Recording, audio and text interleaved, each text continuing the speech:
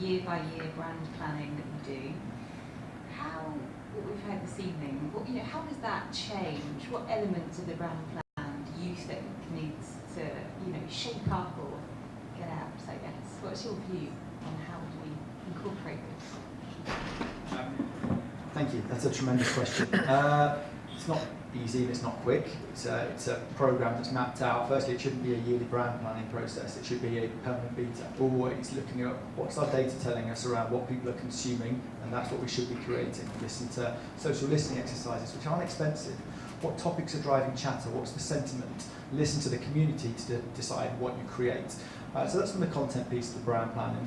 We can't go through the whole brand plan. But I think the other piece is the skills piece, Karen, for me. I think as an industry, we do a tremendous amount of good, but we're working at 100 miles an hour all the time. And just to stop and push back to some of the global teams who send out 225 slides, of which maybe 80% aren't current or relevant.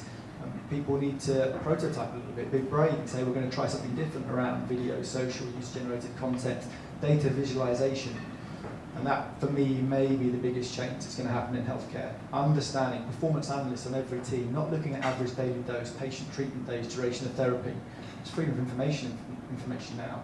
But looking at data visualization and trends and interpreting that to understand what content they create for their brands to engage with consumers.